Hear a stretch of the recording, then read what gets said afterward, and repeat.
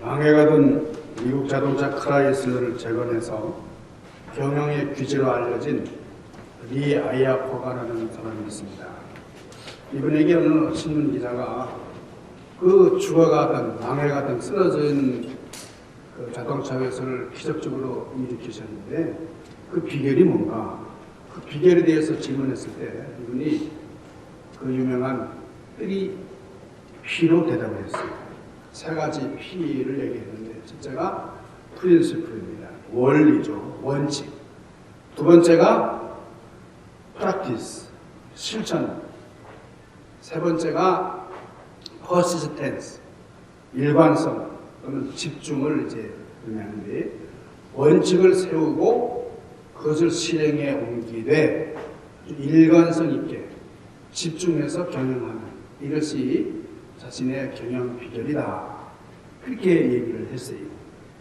이 비결은 국가를 경영하는 정치인들에게도 인용하는 그런 말입니다만, 제일 어려운 게 무엇입니까? 그렇게 이 아이아코가 이렇게 물었을 때에 이분이 이런 얘기를 했어요. 제일 어려운 것은 원칙을 세우는 것이다.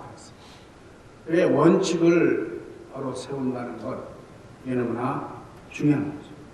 그러니까 리더의 가장 중요한 책임이 원칙입니다.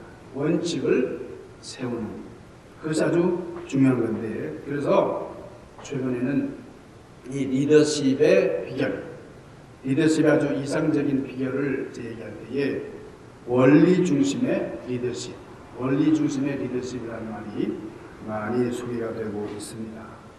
자, 원리 중심이라는 것, 이건 우리 신앙생활에도 마찬가지로 적용이 되는 말이죠. 우리가 신앙생활할 때에 이 원리를 알아야 되고 원리에 입각해서 우리가 신앙생활을 해야 된다는 거죠. 원리를 모르면 우리가 바른 신앙생활을 할 수가 없습니다. 우리 신앙의 원리는 바로 진리의 세계인데, 그 진리를 바로 깨닫고 이해하고 그 진리 안에 살 수 있어야 됩니다. 자, 우리가 예수님을 주님으로 영접한다, 그리고 우리가 믿는다라고 하는 사실은 우리 기독교인들에게 아주 중요한 그런 명제입니다. 그런데 이것이 우리 교회에 다니고 출석하는 것, 그리고 단순히 이제 예배 드리는 것, 그것으로 끝나는 게 아니죠. 우리가 예수님을 주님으로 모시고 주님을 믿는다라는 말은 주님께서 내 삶 가운데 오시고 내 중심에 오셔서 나와 함께 하십니다. 나를 이끌어 주시고 함께 사는, 그것이 우리의 신앙의 원칙입니다. 믿음의 중심이에요. 하나님의 말씀, 성경에서 가장 복된 말씀이 있다 그러면 여러분 무엇을 얘기하시겠어요? 건강한 것에 큰 복이죠. 여러분 건강보다도 중요한 게 없을 것 같아요. 저는 건강하셔야 됩니다. 장수도 축복이죠. 자녀가 잘 되는 것도 축복이에요. 사업이 형통한 것도 축복이에요. 우리가 이제 바라고 소원하는 것이 많습니다만, 그러나 성경에서 말하는 가장 중요한 축복, 그것은 하나님이 나와 함께 하신다는 거예요. 그걸 우리가 임마누엘이다, 하나님이 우리와 함께 하신다라는 것이 임마누엘인데, 근데 임마누엘이라는 말을 우리 성탄절에 이제 몇 번 쓰고 별로 안 써요. 여러분, 임마누엘, 하나님이 우리와 함께 하신다는 것은 크리스마스 때만 우리 주님께서 태어나신 그게 아니라 지금도 우리와 함께 하시고 우리의 삶 가운데 계시면서 우리를 이끌어 주시는 그 주님과 함께 공부하는 그것이 너무나 중요한 축복이에요. 여러분, 구약의 최초는 창세기죠. 성경 처음이 창세기죠. 그리고 신약의 처음이 마태복음인데, 구약 처음 책 창세기에 보면은 하나님께서 하시는 말씀이 나와요. 하나님께서 하시는 말씀. 그 다음에 마태복음 시작인 임마누엘에서도 하나님이 함께 하신다, 함께 신앙으로 출발을 합니다. 창세기도 그렇고 신약의 첫 책인 마태복음도 함께로 시작을 한다. 그리고 끝장 28장, 마태복음 끝장 28장도 함께로 끝나요. 볼지어다 내가 세상 끝날까지 항상 너희와 함께 있으리라. 주님이 우리와 함께 있으시겠다고 그렇게 말씀하시면서 끝이 납니다. 그래서 마태복음 1장은 함께로 시작해서 임마누엘로 시작해서 마태복음 28장 너희와 항상 함께 있겠다. 그러니까 성경은 함께로 시작해서 함께로 끝나는 책이다 하는 것을 여러분이 믿으시기를 바랍니다. 그러면 창세기에 보면 하나님께서 우리 인간을 왜 창조하셨어요? 하나님께서 우리와 함께 하시고, 우리는 하나님과 유리된, 하나님과 떨어져서 사는 존재가 아니라 하나님과 함께 해야 됩니다. 하나님의 창조 목적이 하나님과 함께 하시기를 원하셨기 까닭에 창조하신 거기 때문에. 그리고 마지막 책 요한계시록에 보면은 요한계시록 22장 20절, 이것들을 증거하신 이가 가라사대 이르시되 내가 진실로 속히 오리라 하시거늘 아멘. 주 예수여 오시옵소서. 21절, 주 예수의 은혜가 모든 자들에게 있을지어다 아멘. 주 예수의 은혜가 어느 일정한 자리 아니라 모든 자에게 함께 있으리라. 성경은 이렇게 결론을 내고 있어요. 그러니까 함께가 얼마나 중요한가. 우리 함께 신앙이 우리에게 너무나 소중한 것이다 하는 거예요. 예수님께서 우리에게 주신 지상명령은 내가 너에게 명한 것을 힘써 지켜라. 그리고 모든 이들이 지키도록 가르쳐라 하시는 거예요. 이거 어느 특정한 부분이 아니라 모든 사람들이 함께 지키기를 소원하시는 겁니다. 내가 세상 끝날까지 너희와 항상 함께 있으리라.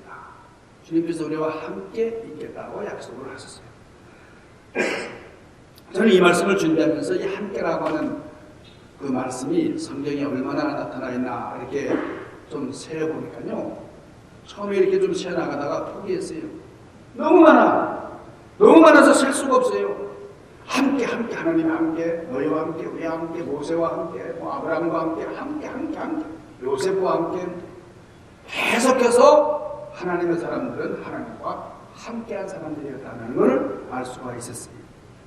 믿음의 사람들은 하나님이 함께하신, 하나님과 더불어 함께하는 삶을 살았던 사람이었다는 걸 깨닫게 됩니다. 여러분, 함께한다는 것이 이렇게 중요합니다. 여러분, 아프리카에는 그 밀림지대의 그 맹수들, 이 동물들의 세계를 보면요, 거기 하이에나라고 하는 동물이 있는데, 이 하이에나는 청소부라고 하잖아요. 이제 사냥하다가 먹다 남은 거 찌꺼기 들어가서 해치우는 아주. 그런데 이 하이에나는 떼를 지어서 함께 다니고, 하이에나뿐만 아니라 산중이 일이라든가 이런 맹수들은 1대1로 하면은 사자와 상대가 안 됩니다. 곰하고 싸워서 이길 수가 없습니다. 그렇지만은 이 하이에나는 함께 물이 져서 그렇게 다니기 때문에 사자나 곰도 꼼짝을 못한다.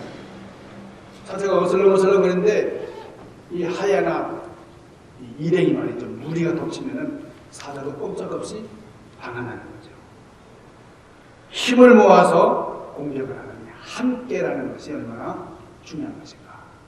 여러분, 우리가 이 한국에 이 6.25 전쟁이 벌어졌을 때에 압도적이었죠. 우리 유엔군의 그 화기라든지 병력이라든지 아주 16개국이 함께 뭉쳐가지고 그냥 금방 북진 통일할 것 같았는데, 그런데 결국은 방해하지 못했어요. 왜 그렇습니까?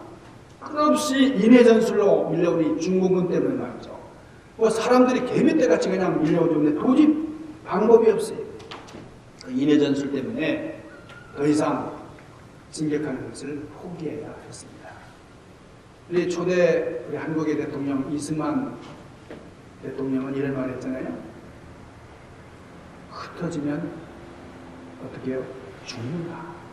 그러나 뭉치면 산다 그랬어요. 뭉치면 살고 흩어지면 죽는다. 중요한 메시지입니다. 본문을 기록한 사도 바울은 함께 신앙의 대표자라고 말할 수가 있어요. 빌립보서 1장부터 4장까지 보면은 이 함께라는 말이 9번이나 나와요. 함께. 그리스도인들이 함께 살아가야 된다. 그리스도인들은 함께 살아가는 사람들이다 하는 것을 단적으로 보여주는 말씀. 자, 그러면 오늘 본문에서 사도 바울과 함께 정말 동역했던 아주 훌륭한 사람이 있습니다. 그 사람 이름이 나오는데 이 바울이 소개하는 그 인물은 에바브로디도예요. 에바브로디도는 어떤 사람인가? 바울과 함께했던 에바브로디도. 첫째 에바브로디도는 사도 바울의 형제였다. 이 사도 바울이 그렇게 증거를 합니다. 그러니까 이 에바브로디도를 이 바울은 형제같이 사랑했어요. 에바브로디도는 빌립보 교회를 대표해서 선물을 전달하고 바울을 도와주기 위해서 파송된 일꾼이었습니다. 여러분, 요즘은 교통수단이 워낙 발달해가지고 그렇게 이 공간의 문제는 많이 해결됐어요. 지금 여기서 서울까지 간다 하더라도 그렇게 큰 문제 없이 이제 하루에 이제 다 가고 일을 보는데요. 그 옛날 그 열악한 상황에서 에바브로디도는 사도 바울을 돕기 위해서 파송됐는데, 당시 빌립보에서 이 로마까지는 500km가 넘는 아주 긴 원하먼 길이었습니다. 그러니까 걸어서 도보로 가려면 한 달 가까이 걸리는 그런 거리였는데, 그럼에도 에바브로디도는 불평하지 않고 기쁨으로 그 사명을 감당을 했습니다. 우리가 기쁨으로 사명을 감당한다는 건 너무나 아름다운 일이고 귀한 일입니다. 이제 오래전에 있었던 일입니다만은 이 미국에 어느 산골에 짐이라고 하는 10살짜리 남자아이가 있었어요. 근데 6살짜리 여동생이 하나 있었는데 얼마나 이 동생을 아끼고 사랑했는지 몰라요, 이 짐이가. 근데 그 여동생이 자전거를 타고 놀다가 그만 이 자전거가 내동댕이 쳐져가지고 자전거가 이게 뒤집어져가지고 말이죠. 떨어지면서 동맥이 끊어졌어요. 그래서 피를 많이 흘리게 됐습니다. 얼굴에 아주 백지장까지 아주 창백하고, 그래서 의사가 달려왔는데 금방 수혈하지 않으면 금방 죽는다니. 금방 이제 죽을 수밖에 없는 이런 상황에서 피를 수혈해야 되는데, 그 주변에 몰려든 그 식구들, 가족들 이렇게 피를 조사해 보니까 이 여동생에게 맞는 피의 성분을 가진 사람은 짐이밖에 없었던 거예요. 그래서 의사 선생님이 짐이에게 이렇게 얘기했어요. 짐이야, 너의 동생을 위해서 너의 피를 뽑아줄 수 있겠니? 그러니까 뭐 1초도 지체할 수가 없어요. 바로 수혈하지 않으면 이 여동생이 죽으니까요. 그런데 짐이가 잠시 생각하다가 아주 결연한 표정으로 고개를 끄덕였습니다. 이제 짐이의 헌혈로 이 여동생이 살아나게 됐어요. 그런데 이 짐이는 식탁에 누워서 덜덜덜 떨고 있습니다. 그래서 이상해서 의사 선생님이, 짐이야, 너 왜 그래? 왜 이렇게 떨고 있어? 그랬더니 짐이가 겁먹은 표정으로, 선생님, 저는 언제 죽어요? 여러분, 짐이는 자기 피를 뽑아서 동생에게 주면 자기는 죽는 걸로 합니다. 자기가 죽는 걸로 생각을 했지만 동생을 사랑하기 때문에 피를 주겠다고 자원을 한 겁니다. 여러분, 얼마나 아름다운 아이입니까? 얼마나 순수하고 희생적인, 그야말로 동생을 끔찍이 사랑한 이 짐의 모습을 엿볼 수가 있습니다. 오늘 본문에서 이 사도 바울은 이 에바브로디도를 뭐라 그랬어요? 내 형제다, 형제다. 뿐만 아니라 이 에바브로디도뿐만 아니고 빌립보 교인들도 나의 형제다. 우리가 이 교회에서 형제자매라는 말을 많이 씁니다만, 그냥 단순한 그냥 그 입으로 그저 수식하는 그런 단어가 아니라 정말 피를 나는 이상의 이 형제자매들이에요. 그리스도의 피로, 보혈로 하나 된 우리는 형제입니다. 서로 간의 진실로 걱정을 하면서 감옥에 갇혀 있는 바울을 걱정을 하고 위로하고 돌보기 위해서 이 빌립보 교회가 에바브로디도를 파송을 했습니다. 근데 이 에바브로디도가 그렇게 사명을 잘 감당하다가 병들었다 이게. 그러니까 얼마나 걱정이 됩니까? 근데 이 빌립보 교인들 향해서 바울이 편지를 쓰면서 에바브리오드 때문에 여기 27절에 보니까 그들이 많이 걱정했다. 사도 바울도 굉장히 근심을 많이 했다. 자, 여러분, 이런 근심은 신령한 근심입니다. 그러니까 근심, 걱정, 염려 다 이렇게 내려놔야 되지만은 그러나 영적으로 정말 사랑하는 그런 근심이 있어요. 우리 그리스도인들은 주 안에서 다 형제 자매입니다. 진실한 사랑으로 염려하고 걱정하는 우리가 될 수 있기를 바랍니다. 자, 오늘 25절 말씀 보니까 이 두 번째로 함께 수고하는 자다 그랬습니다. 아무리 능력이 많아도 여러분 혼자 하는 게 아니에요. 주님의 일은 동역하는 겁니다. 바울이 능력이 많은 사람이지만 항상 함께 하기를 소망하고 함께 일했습니다. 함께 힘을 합쳐 일을 해야 되는데 오늘 보는 말씀에 보니까 함께 수고하는 자. 여러분, 함께 수고하는 자가 뭐예요? 이게 동역자를 말합니다. 함께 합니다. 주님의 일을 위해서 함께 수고하는 동역자를 가르치는데 저는 이 디모데후서 2장 6절에 나오는 이 수고하는 농부에 대해서 생각을 해봤습니다. 저는 제주도에서 태어나서 제주도에서는 보리 농사를 많이 짓습니다. 이제 얼마 안 돼가지고 보리는 겨울에 이렇게 싹이 나고 얼마 안 있으면 이제 추수해요. 보리 농사는 이게 맥주라 그러잖아요. 근데 이 농부가 쌀 한 톨 얻으려면 얼마나 노력을 많이 경주하는지 몰라요. 그래서 제가 어렸을 때 부모님이 농사 짓는 걸 보기 때문에 쌀 한 톨이 얼마나 귀한지 말이죠. 내버려 두는 거를 보질 못해요. 쌀 미자 속에는 여러분 이 한자로 쌀 미자 속에는 이 팔자가 두 번 들어가요. 팔자가 두 번 들어가는 게 쌀 미자입니다. 그러니까 88번에 손이 들어가서 수고를 해서 나온 것이 쌀이다 그런 뜻이죠. 여러분, 우리 그리스도인들은 농부와도 같아요. 우리가 뭐 이 세상에 씨를 뿌리잖아요. 무슨 씨를 뿌립니까? 복음의 씨를 뿌립니다. 물론 그 씨를 뭐 자라게 하시는 분은 하나님이시지만은 바울처럼 심고 아볼로처럼 돌봐야 됩니다. 부지런히 수고해야 된다는 거예요. 수고라는 말이 뭐예요? 아유 수고하셨어요. 그러면 수고라는 말은 손수자, 손으로 노동하는 걸 말하는 거니. 그러니까 수고한다는 말이 참 귀한 말이에요. 우리가 전화할 때 전화 끊을 때도 수고하세요 그러잖아요. 어떤 분은 수고하세요라는 말은 좀 이게 거의 귀한 용어 같지 않아 그러지만 여러분 수고한다는 말은 참 귀한 일이에요. 손으로 노력하는 일입니다. 하나님께서는 수고하고 땀 흘리는 자를 좋아하신다 하는 말씀입니다. 자, 고린도후서 6장 1절에 보면은 하나님도 그러세요. 하나님도 혼자 일하시는 게 아니고 사람과 더불어서 함께 일하신다 그랬어요. 함께하는 사람은 평안합니다. 여러분 요셉을 보세요. 요셉이 정말 그렇게 사랑하는 형제들.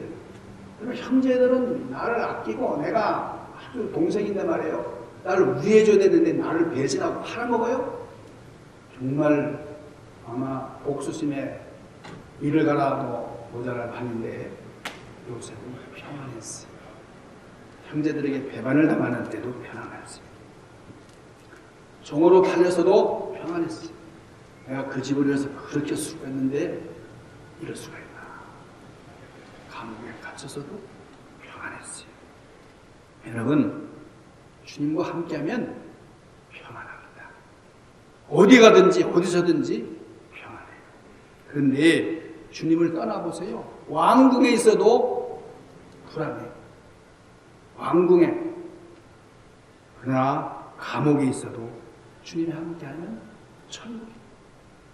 근데 주님이 떠나시면 아무리 좋은 것도 지옥이 됩니다. 마태복음 12장 30절 말씀 보면 주님이 이런 말씀하셨어요. 나를 함께하지 아니하고 나와 함께하지 아니하는 자는 나를 반대하는 자다. 나와 함께 모으지 아니하는 자는 해치는 자다. 아주 이런 극단적인 말씀을 주님이 하셨습니다. 자, 주님께서 친히 우리 마음에 새겨주시는 자문이 예수님과 함께하지 않으면 우리가 예수님과 함께해야 예수님께서 반대하지 않으신다는 거죠. 그러니까 나는 주님과 함께하지 않으면서 주님과 함께한다고 말하는 것은 스스로를 속이는 거예요. 예수님과 함께 모으지 않으면서도 나는 예수님의 제자라고 얘기한다면 이것은 잘못된 생각이라는 거예요. 나와 함께 모은다라는 것은 아주 적극적이에요. 그리스도와 함께하는 자, 존재적인 것이고 함께 모으는 자라는 말은 사역을 의미하는 말입니다. 그러니까 우리는 주님께 속한 자예요. 그래서 우리 주님께 속해 있으면서 주신 사역을 잘 감당을 해야 돼요. 자, 함께의 의미는 여러분 함께가 뭡니까? 함께 산다는 것, 동거한다는 의미죠. 두 번째는 함께 사역한다는 뜻이고 함께 일한다는 뜻입니다. 함께하지 못한다 그러면 우리는 십자가를 지지 못할 것입니다. 아무리 힘들고 어려울 때도 함께하면 이뤄낼 수가 있어요. 우리 모두가 함께 모으는 자가 됩니다. 주님은 함께 모으지 않으면 나와 함께 모으는 자가 되지 않으면 해치는 자가 되는데 모으는 자가 뭐예요? 전도하는 거죠. 주님께로 모이도록 열심히 전도 사역을 감당하는 거예요. 나와 함께 모으지 아니하는 자는 해치는 자입니다. 그러니까 함께 있는 것만으로는 부족하다 이게 내가 하는 일을 너희도 해야 한다 그런 말이죠. 이 함께한다는 말이 바로 전도고 봉사고 사역이에요. 그러니까 walking with 함께하는 doing together라는 뜻입니다. 여러분은 인간이 하나님께 받을 수 있는 가장 큰 그리고 복된 그런 아주 본질적인 축복이 뭐라고 생각하세요? 하나님께서 우리에게 주시는 가장 큰 축복은 하나님과 함께 하신다. 임마누엘의 역사입니다. 우리 요한 웨슬레 목사님이 돌아가실 때에 그런 말씀을 했어요. 나의 생애에 있어서 가장 큰 축복은 하나님 나와 함께 하셨던 것이다. 그런 얘기를 했어요. 여러분 한번 곰곰이 생각을 해보세요. 나에게 있어 가장 큰 축복이 무엇인가? 하나님이 우리와 함께 계시다라는 것보다 더 큰 축복이 어디 있느냐고 말씀이죠. 임마누엘의 복이 가장 큰 축복이라고 하면 하나님이 나와 함께 하신다고 하는 것을 믿고 있는 이 임마누엘 신앙이라는 것은 또 얼마나 귀한 신앙입니까? 우리 임마누엘 신앙만 있으면 우리는 언제든지 기뻐할 수 있고 감사할 수 있고 쉬지 않고 기도할 수 있는 하나님의 뜻, 행복한 삶을 이룰 수가 있습니다. 하나님과 함께 일하는 자로서 너희를 권하노니 하나님의 은혜를 헛되이 받지 말라. 고린도후서 6장 1절은 이렇게 말씀을 합니다. 자, 마지막으로 함께 군사된 자입니다. 바울은 이 에바브로디도를 나와 함께 군사된 자라 이렇게 얘기했는데 그럼 군사란 말이 뭐예요? 군사는 조국을 위해서 목숨을 바칠 각오가 되어 있는 사람입니다. 30절에 보면 이 에바브로디도는 그리스도의 일을 증거하기 위해서 나는 죽기까지. 여러분 사도 바울이 에바브로디도를 보면서 얼마나 감사했는지 목숨까지 다 내놓은 사람이다 그렇게 얘기를 했어요. 주님을 위해서 목숨을 내놓은 사람이 에바브로디도인데 여러분이 에바브로디도가 지금 병에 걸려 있어요. 굉장히 힘든 상황입니다. 그때의 사도 바울이 얼마나 안타까웠는지. 그래서 바울을 분노하고 몹쓸 병에 걸린 이 에바브로디도를 보면서 바울이 너무나 안타까워하는 거죠. 자기 몸을 돌보지 않고 헌신했기 때문에 심각한 병에 걸렸는데 하나님께서 이런 에바브로디도에게 긍휼을 베풀어서 치유해 주셨다. 고쳐주셨다. 이 사실을 확증하면서 감사하고 있습니다. 여러분 우리는 다 그리스도의 군사들이에요. 근데 한 사람 따로 있을 때는 마귀와의 싸움에서 승리하기가 어렵습니다. 마귀는 따로따로 각계 공격을 한다고요. 그래서 우리가 함께 더불어 있을 때 함께 신앙을 가지고 있을 때에 우리는 마귀를 물리칠 수가 있습니다. 우리 모두 함께 그리스도의 분사된 자들로서 승리하는 그런 여러분들 되시기를 주님의 이름으로 간절히 축원합니다. 기도하십시다. 돌아가신 아버지, 우리는 동역자면서 주 안에서 하나 형제된 자들, 그리고 하나님의 용감한 군사들입니다. 사명을 잘 감당할 수 있도록 힘과 능력을 더하여 주시고 평안과 기쁨을 덧입혀 주시옵소서. 예수님 귀하신 이름으로 간절히 구하옵나이다. 아멘.